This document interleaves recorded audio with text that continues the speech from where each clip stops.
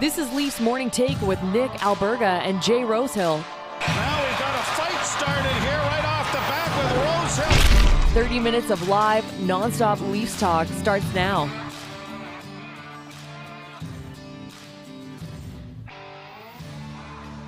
What's happening? It's the Thursday edition of Leafs Morning Take. Nick Alberga and Jay Rosehill with you. What's going on, Rosie? How are you, dude? Nice morning to be up and at 'em. Yeah, I'm looking forward to this weekend for the Maple Leafs. Of course, a rare back-to-back of home games. Got the Hall of Fame game against Pittsburgh coming up on Friday. Then the Vancouver Canucks in town. Speaking of which, Canucks defenseman Luke Schenn will drop by the Human Eraser in about 10 minutes from now, so you don't want to miss that. Remember to subscribe, smash that like button, leave us a review. Don't forget to visit theleafsnation.com for the very latest happening in Leafsland. Thoughts, comments, concerns as well, questions. Get interactive in the chat. Say what's up to Rosie or something, right? Chirp off. Yeah, pretty much. That's the feeling. That's the sentiment I got for today's show. So let's get right in over it. Let's get over the boards. Here we go again, Rosie. Matt Murray, is he on the mend? The 28-year-old returned to practice for the first time since he tore a groin muscle on October 15th. Bottom line, in my opinion, you cannot rush this. I do not know why there has to be this narrative out there that he has to play on Saturday against Vancouver. I just think until you're positive this guy can play an actual game, I am sitting him. How do you feel about it? Yeah, I agree. When you're working with a guy that's been injured before and has a tendency to get injured, a groin injury is something that can nag you for your entire career. It's something that can end your career if you keep getting these groin surgeries and it keeps going on you and it's popping. It doesn't want to stick to the bone. And it's just, for a goaltender who needs to be constantly, beating the hell out of his groin, you don't want to rush it. So, the last thing I want to do is see Matt Murray come in for one more game and then tweak himself again for 6 or 8 weeks. That's very possible from what we've seen out of him in the past. So I agree with you. Don't rush it. Källgren has been pretty good. If we're desperate and we're losing points and we're falling in the standings and we're just tanking, we need him desperately, then maybe you start to think about rushing it a little bit more, but I don't see a reason to shove him. Sammy's already skating as well. So I don't see a huge rush to do it either. I'm on your side there for sure.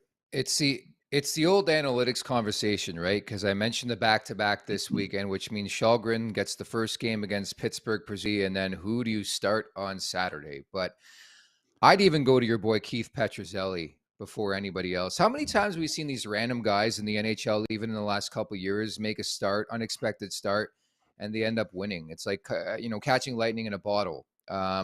I just don't think you're in a position, especially in the body of work, the track record, the resume with Matt Murray, to even think about bringing this guy back early. And then on top of that, I have no expectations when he's ready to return, what he's going to be, just because I've been let down way too many times, namely early in the season where he got hurt almost instantaneously here.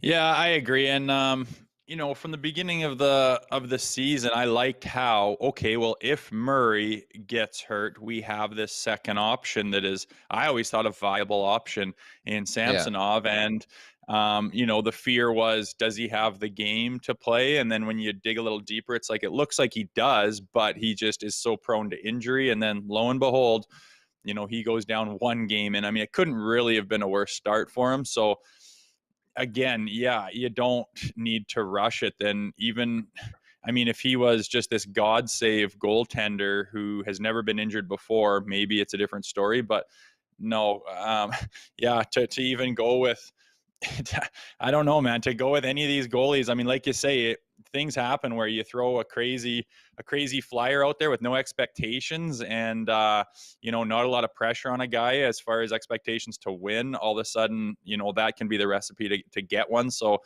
be interesting to see what they do this weekend.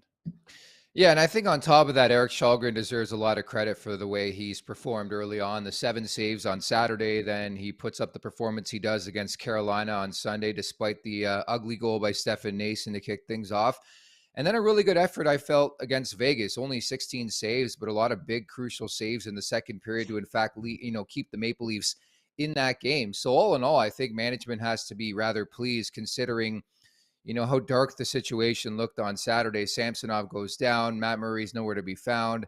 then all of a sudden, 5 days later, all of a sudden, Matt Murray's back at practice. Like, I don't know where this came from. I don't know if this was worked upon for the last couple of weeks, but to me, it just doesn't make sense how he shows up to practice on Wednesday, says he's feeling good, vote of confidence. To put him in on Saturday, I think would be reckless. That's just my opinion, though. Yeah, with just a couple of skates under your belt. I mean, Yeah. honestly, we don't know what's going on. Like if they're, if they sneak some time on the ice where the media's not around, that can easily happen.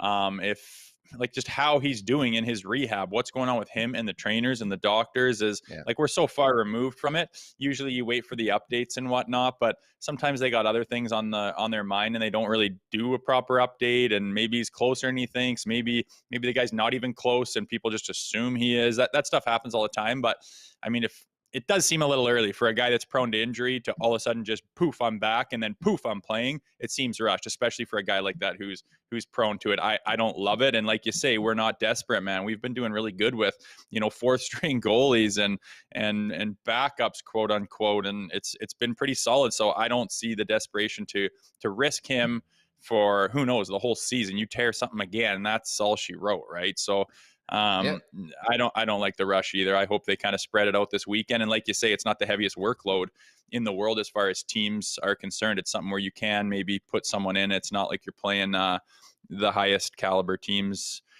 in the NHL, but also on the other hand, we've known to struggle against some low quality teams. Shout out to Arizona, San Jose, Anaheim. Did I miss a couple teams? Probably. UFA D trade targets. So as you'll see on your screen momentarily, I put an article together for the LeafsNation.com, pretty much breaking down 5 potential candidates for the Leafs to trade for between now and the deadline who could potentially be available, who are rentals on the back end. I have John Klingberg, Shane Gostisbehere of Arizona, Kevin Shattenkirk, who you see featured. I know he got injured last night, lower body injury in that game in Minnesota, but still, we're a long ways away from the deadline. Carson Soucy makes a lot of sense with Seattle, but they're off to a hot start. And number 5, I got your guy, Luke Schenn. How do you feel about that? The human. I like it, man. I mean, we'll grill him today and see what he thinks about that. I know he's tired of packing his family up and moving around all over the place, but for, the sense of making a deadline and getting Luke back for so many different reasons, it's pretty cool. Obviously, for Leafs fans, it's a bit of a blast in the past when he was a young, fresh-faced 18-year-old making his start in the NHL, breaking in. I think a lot of people recognize that number 2 being in a Leafs uniform. Yeah. And, I think this club could use him, right? He's very physical. He's stepped up his physicality.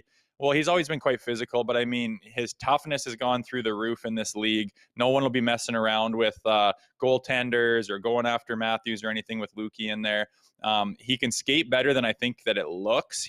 Sometimes he gets, attacked for not having good enough foot speed, but he's one of those guys that is much quicker than he might look. And personally, I think he wears 2 knee braces, so the shin pads look big, and he looks big and heavy down low. But that's another problem. But he can get it done. And I mean, him and Gio can be those veteran D-men that have got tons of experience and that can be shut down guys and be relied upon heavily. So I think it would just be wicked to see him in a Leafs uniform again. Who do you like out of that list? Yeah, he's essentially Stone Cold Steve Austin, right? With the knee braces. I think the perfect fit out of those 5, outside of Schenn, of course, Soucy with Seattle would make a lot of sense. And Kevin Shattenkirk, to me, just the way he's evolved his game, since the early going where he's an offensive dynamo. Now he's more of a hybrid shutdown type guy who can step up and elevate up the lineup if you need him. Some other names I would throw out there that are still in the periphery for sure. Matt Dumba, Dmitry Orlov, Damon Severson, Brian Dumoulin with Pittsburgh, Vladislav Gavrikov with Columbus, Nick Jensen, Artem Zub with Ottawa, and Nico Mikkola. As you know, Rosie, like a lot can change. Like we're so far out from the deadline, but you know what they say about American Thanksgiving, right? They say that's the time that you got to look at, right? All good options there. I mean, cooked.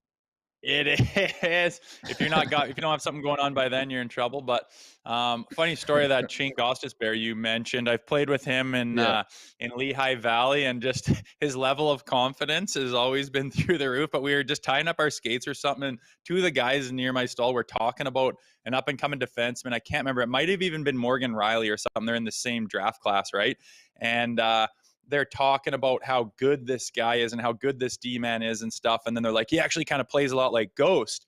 And then Ghost was tying his skates. He looks up and he's like, oh, what was that? And we're like, oh, we were just talking about like so-and-so Riley or whatever, how he plays a lot like you. And he goes, oh, I know, he's fucking sick. And we were like, did you just say that? So if anything with that guy, you got a high level of confidence. And I don't think that's gone anywhere with the trajectory of his career. So maybe an option there as well. I could tell you he's not known for his defensive acumen, that's for sure. But certainly our guest on today's show is so happy to bring in former Toronto Maple Leaf and current Vancouver Canuck. It's your boy, the human eraser himself, Luke Schenn. What's going on, Schenner? I'm just sitting here listening to you guys break down trade targets. And just got to Hey, what do you think of that? What do you think of that, Schenner? I mean, You're number 5 on my list, man. I wrote that today. Really? Oh, man. I guess we got to really start talking about Trade Center in what is it, November 12th today or what? But yeah, got to start breaking it down, for the next 4 months. We're in the media, Lukey. That's what we do, man. That's just what we do. We forecast and we just brainstorm, man. Oh, man. Hilarious. But how you guys doing? Thanks for having me. Nice to get on your show with new up-and-comer Jay Rosehill. So, Schenner, when you found out that Rosie was going to be doing broadcasting, what went through your mind first and foremost?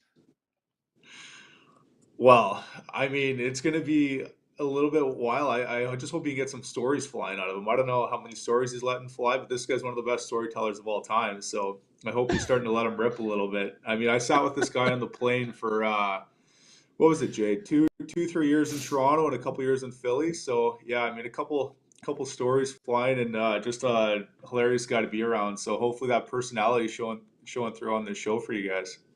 Well, Luke, you were the one who actually brought this job to my attention when you're talking to Frank in Philly and you're like, well, what about Rosie? So Frank reaches out and all of a sudden 2 weeks later, I'm on a show. So I got you to thank for that again. But let's talk a little hockey, man. What's going on in Canuckland right now? Obviously struggling a little bit, but I was watching the highlights this morning and see you just tickle the twine from way out on that right point. Yeah, I don't venture too far from the right point in the ozone usually, but I mean, no, I mean obviously, yeah, like you said, it's been a pretty up and down start to the season. You know, we do got a lot better team than kind of what we're playing. We just got to find some consistency, and obviously, the PK hasn't been good enough. That's kind of let us down in some games, and we've obviously no secret blown some leads as well, and we just gotta,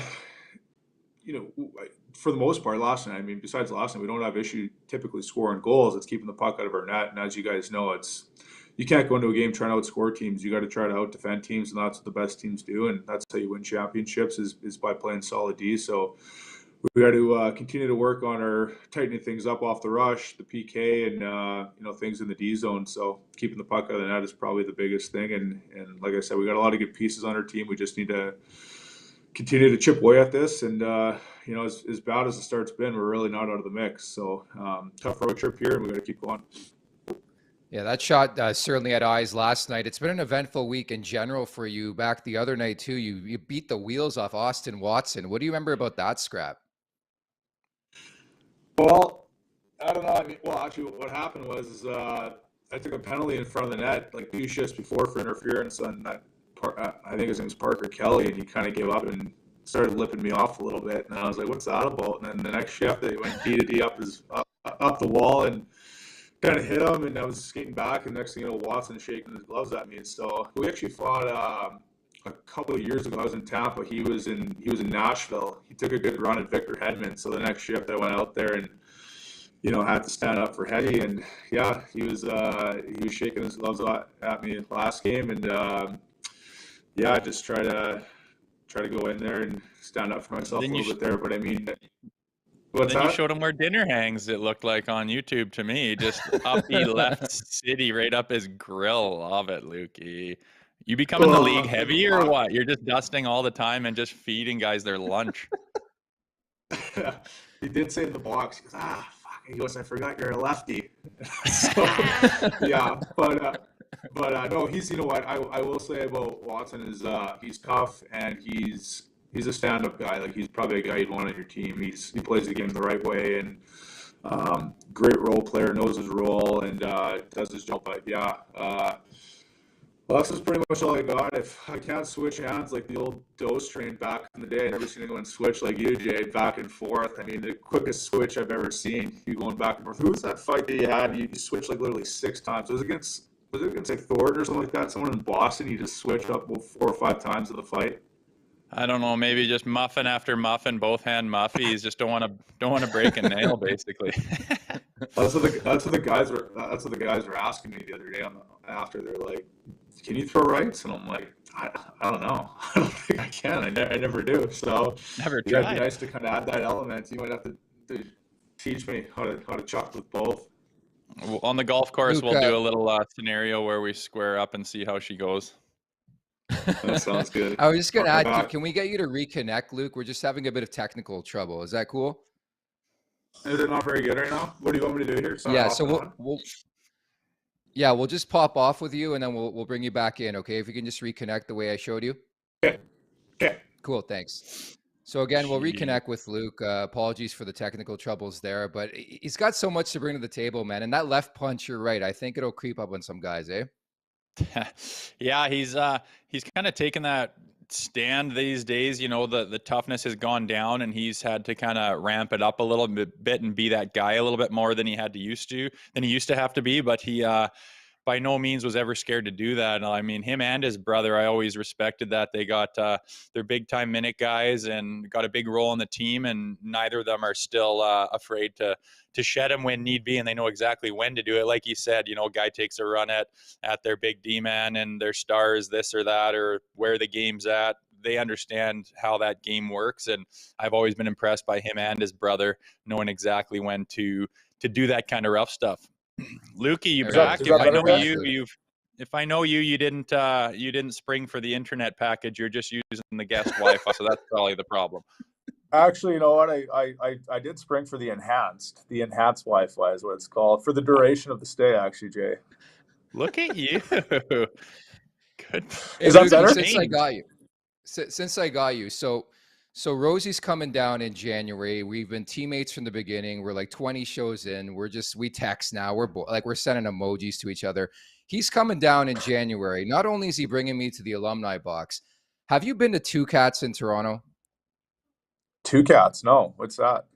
King West. So it's a well-known establishment. King West. I live around there. I live in Liberty Village. I am going to take Rosie through the ringer of Two Cats. I know it's a bit different these days, but where did you frequent back in the day when you were a Leaf? Oh man, what's the name of the place? London Tap House.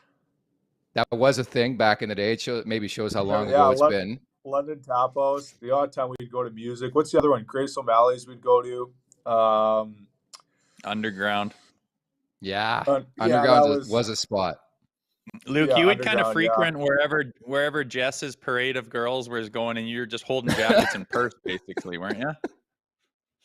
Yeah, pretty much. Yeah, that was it. No, I mean, I always remember, like, no matter what, like, you know, even though we weren't the greatest team back in the day, you know, we didn't make playoffs, we'd pretty much win every Saturday. So it was, we did find ourselves out quite a bit. And you're like a rock star if you win here on a Saturday, right, Jay? Yeah, there was some high motivation on Saturday nights, not so much to get into the playoffs, but just so we could go light the town up. Yee. Exactly. Everyone lets you know how great you are after Saturday win, and then you stink it up through the week, and it's back to, you know, people giving it to you. But as long as you get that Saturday win, that's all that mattered. That's right. Hey, so Rosie, speaking of going and lighting it up, go ahead, Rosie. I was gonna say, speaking of lighting it up in TO, man, what are the chances, as this team's lacking what it's lacking? You know, you being the player that you are and how well you could probably fit into this lineup. What would be your thoughts if you were to come back to Toronto, say you get dealt there at the deadline and go and make another run there? Would that just be a blast from the past, or what? You know what? I'm not going to get into that at all. I mean, I'm very happy in Vancouver, honestly. I mean, I love being in Vancouver. The PC bullshit answer. Man, what's honestly, Vancouver's given me a great opportunity to play a lot, and you know, I lucky and fortunate to play most nights with Hughes, unbelievable D partner. I mean, hey, I'm not gonna go there. I'm very happy in Vancouver. I'd love to stay in Vancouver. Okay, let me ask you different. If we're just gonna get that horse shit, I get it. You got contracts to fulfill. Tell me about when you were. I will say this.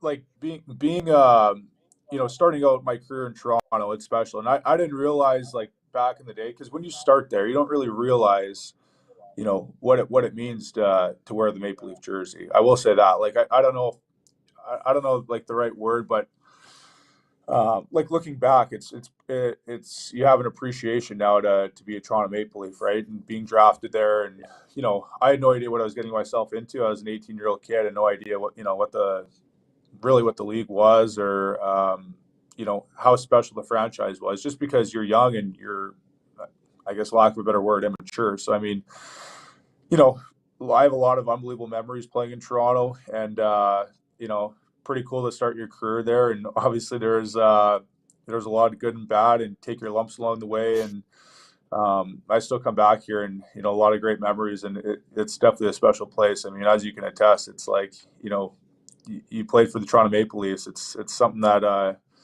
you can't even really dream of. So I mean, yeah, people can't take it away from you, and I was fortunate to spend 4 years here for sure. Well, I was gonna say, Luke, Okay, like better. you touched on it. Like, it is a special organization, but you touched on how it was your first go, so you were a little bit numb to it and didn't understand. But I mean, I played for that team, and I can understand the pressures and what it's like to play there. And my role was just insignificant compared to yours. And I was 24 years old. I always was impressed by you being able to come into that market as an 18-year-old kid when they're in the middle of a rebuild. So they just decide to make you the face of it. And you always handled yourself so well. You never seemed to buckle. Like, how do you do that, especially at that age? Were you just like some kind of maniac robot type of guy, or were you just kind of didn't overthink it, or how did you do that, man? Because I know what it was like for me, and I'm just an absolute pigeon compared to the position you were put in. Hey, don't be so hard on yourself. You weren't a pigeon at all, Rosie. No, he honestly, well, to be honest, the first day I showed up for what was it, like the rookie tournament? I think it was in Kitchener, and I had a tough first game. And dating ourselves here a little bit, but Twitter really wasn't a thing back in 2008. So I go down to the hotel lobby after the first rookie tournament game, and I see the paper like just standing in the lobby, or like basically I sit down and I'm kind of waiting for the bus. I look at the paper, and it's like, Schenn, is he a bust, or what is, so I'm like, holy smokes, they played one game here. I'm like, okay, well, I'm not going to pay attention to any media. And the whole time I was here, like, no disrespect to anyone, but I mean, I didn't read papers, I didn't like listen to radio, I didn't like watch the TV and all that sort of stuff, just because I knew it wasn't good for me. And I knew, like, the pressure that was put on me, and it was it could be debated, I guess, whether or not it was good to be in the league at that young in this market. But I will say we did have some good veteran players around me at the time, and I think having a good support system, obviously outside the team, like family and everything, has helped me a lot too. And you have a lot of good conversations with people to help you out. But part of it too is you probably don't even realize what the expectations are. You're just kind of going and playing a lot of the time, and then half the time where you are coming into the dressing room after a game, or a tough game where you're not doing well, and you're getting faced with some hard questions. I mean, you definitely got to grow up in a hurry, and try to block out some outside noise, which isn't easy, especially in a market like this. But definitely makes you grow as a player, makes you grow up in a hurry. And like I said, it's a super passionate fan base, a lot like Vancouver, honestly. I mean, Vancouver right now, whether it's media or fans, there's high expectations. They want to see you do well, but I mean, to me, it's like you rely on old experiences, whether it's playing in a market like Toronto or Philadelphia, where the expectations are high and people can get on you in a hurry. I mean, it doesn't really bother me anymore in that sense, because I've been able to have those past experiences. Couple things and we'll get you out of here. We got a picture that we have to bring on air in mere moments, but Rosie told me you love food. What's your favorite road city in the NHL to muck? Oh, there's a picture now if you want to see it. Hey, Jay, after the game, I'm on the phone with Jess talking to my wife, and she goes, why does Jay want old fat pictures of you. And I'm like, oh, I'm going on his show tomorrow. She goes, oh, that's why. She goes, I thought it was weird. He was just texting out of the blue for fat pictures. Road City to Muckin. Oh, man. Like, everyone who's ever played with me knows that I'm the guy. I set up all the dinner reservations and bring the group together. But every city, that's one thing. I mean, when you look back at your career, I always say this. That's some of my most proud accomplishments. I think I've been able to get my name on the Stanley Cup, and one of my most proud accomplishments is I've never stayed in for room service. I always get together with the boys and break it down. Like I said, I don't remember probably 99% of the games that guys played or the plays they made or if they played good or bad, but I remember all the stories. Like, it's like all this, and that's what you do when you get together with guys and have a couple glasses of wine on the road and let the stories fly and shoot the shit a little bit like that. So that's one of the best parts of the league to me, is getting together with the boys on the road and having a muck together. AJ? Yeah, you were never one to skip to dessert, Lukey, but the consummate professional. You were in the gym in the morning working it off every time. Exactly. I don't pass up on anything on the road, but the next day I give her, if I got to squeeze in a 20, 30-minute bike ride or do a couple extra stops to start some morning skate, that's what it's going to take. But hey, I'm not going to bound any meal, that's for sure. What do you got in line for Toronto? Toronto? Yeah. I think actually, you know what? I think we got a team dinner tonight, so I can't remember where it's at, to be honest. I might have had something to do with the menu, I'll tell you that. Me and Tyler Mars put together the menu for the guy who's paying. So, yeah, Toronto's a great city, obviously, to get together with the boys for sure. And it's nice that we got a couple days here before we play. All right, Luke. Well, we appreciate you touching base, and I'm sure down the road we'll reconvene with you and we'll have more food stories and more pictures to share and talk about. Appreciate your time today. Good luck on Saturday, okay? Okay, thanks for having me, guys. I appreciate it. See you, humanoid. Again, we do apologize. I guess he probably got the low budget internet there. There was a lag in the video. It's a disaster. Like, could we bother you to plug in the Ethernet cord, Lukey? Jesus. That's what he gets, right? He gives us this shit internet so we can just put every picture possible of him on this show from when he was a kid. It sounded good to me, but he was frozen and back in time. I couldn't tell when he was talking or not. Oh, well, that's the joys of digital media, I guess. But what a good guy, man. You can see why I've kept in touch with that dude, and how he operates himself is pretty top notch. Yeah, we appreciate his time too, right? It's been a tough go for the Vancouver Canucks early on the season. Gets his first scrap this week, also his first goal against Montreal. With that in mind, the wrap-up is brought to you by our friends at PointsBet Canada. Well, you didn't want to ride with me, Rosie. I told you, the Pittsburgh Penguins finally get rid of that nasty skid. They win. I know the juice wasn't there, but I was happy with the finish.